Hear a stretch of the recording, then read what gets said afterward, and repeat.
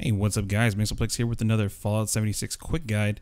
Now in this video I'm going to be showing you guys just how I farm lead, gears, springs, plastic, and adhesive.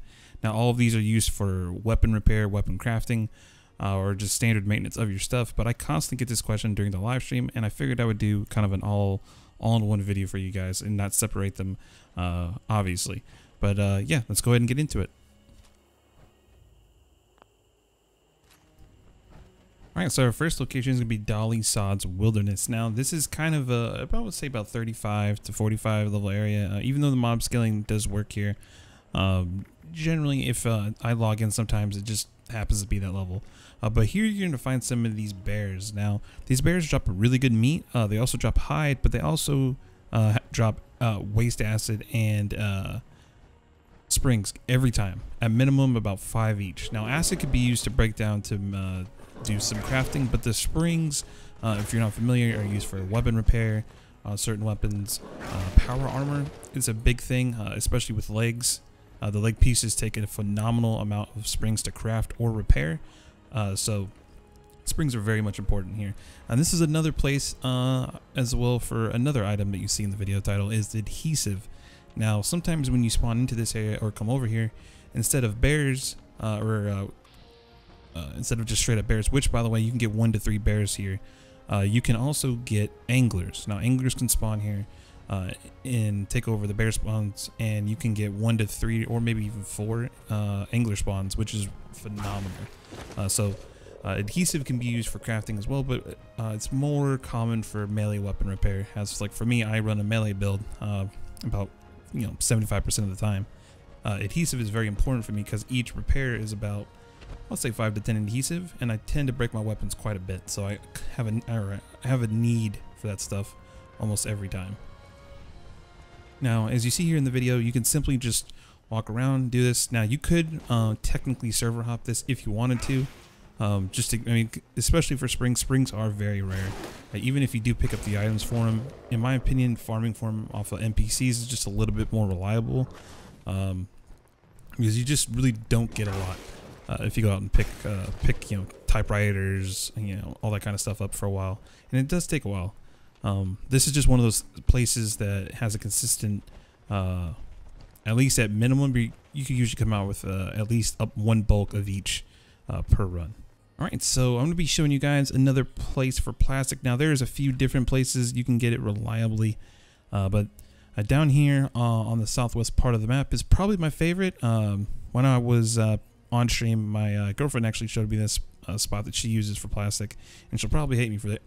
But down here at the Ohio River Adventures is probably one of the best places to get plastic in a quick batch. Now there is the county fair up north that you can hit, or the fair. You can kind of walk around and pick up the toys, but someone usually in my case loots these. Now this is just an alternative spot you can come over. Now there's going to be a Jangles the monkey here with the golf club, and inside the little green basket here is a shit ton of golf balls. You're going to want to pick those up, and there you go. That's pretty much instant. I think it's about 18 to 19 golf balls per run, which is really good. I mean, again, another place if you wanted to server hop, you could do this. I mean, again, I don't really like to server hop too much, but sometimes you just need these things, like plastic springs. It can be a pain in the butt, basically. Until they actually add like player vendors and stuff like that in the proper trading system into the game. Unfortunately, you're kind of on your own. So yeah, if you're wanting plastic, this is definitely the spot. So here at the Charleston Fire Department, the fire department is probably one of the best farms for lead. It's very simple, very easy, and on top of that, it has a workbench at your disposal, literally within walking distance. All right, so you're gonna find the gym. It's a small little room, and what you're gonna pick up here is all the weights, all the dumbbells, everything. Now this is gonna put you about 600 to 700 pounds overweight, which sounds like a lot. It's like, holy shit, this is an absurd amount of stuff I'm picking up here, right? No, the reason why this farm is so good is because there's a workbench down on the bottom floor, literally within walking distance. So you can pick up all of this, maybe pick up 1 or 2 fire axes that are in here, which are great for mods, by the way, to scrap. But you can scrap it immediately. I personally used to use the nuke silos because they also have a gym, but the thing is I usually don't have my base near them, so it doesn't really work out. But this Charleston Fire Department farm for lead is probably one of the best, easily. Note that people do come here a lot just to get the lead, so this may not be up all the time on your server, but when it is, it's beautiful. And plus, if you still need the mods for a fire axe, this is a good place to get like 1 to 3 fire axes as well. So over here at Deathclaw Island, you can get 1 to 2 different Deathclaws. Now, if you aren't familiar, Deathclaws do drop gears guaranteed.